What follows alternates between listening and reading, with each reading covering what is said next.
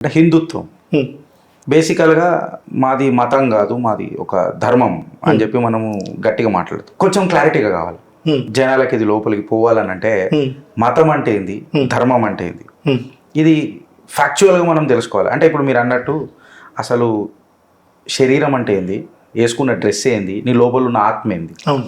So మనకి ప్రపంచంలో రెండే కనిపిస్తాయి, ధర్మము, మతము.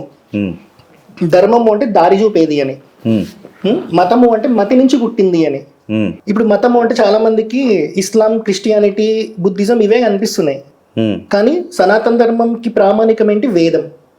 వేదం చెప్పింది ధర్మం కదా. అందుకే కదా శివుడి వాహనం ధర్మం. అంటే నందిని మనము ధర్మస్వరూపంగా చూస్తాం. ఎందుకంటే ప్రతి యుగము, ఒక యుగం 4 పాదాల మీద నడిచింది, ఒక యుగం 3 పాదాల మీద నడిచింది, కలియుగానికి వచ్చినప్పుడు ఒకటే పాదం మీద నడిచింది.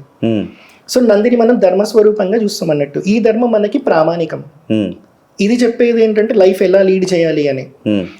మతంలో ఏముంటది, వాళ్ళకొకరు చెప్పారు, వీళ్ళది రాసుకున్నారు. కానీ ఆదిశంకరాచార్య రాకముందు భారతదేశంలోనే 72 అవైదిక మతాలు ఉంటుండే. వేదంలో చెప్పిన ధర్మాన్ని అతిక్రమించకుండా ఫాలో అయ్యేది ధర్మం. వేదంలో చెప్పిన ధర్మాన్ని వాడికి నచ్చినట్టు అర్థం చేసుకొని సపరేట్ అయ్యి ఒక సెక్ట్ లాగా ఫామ్ అయ్యేది మతము.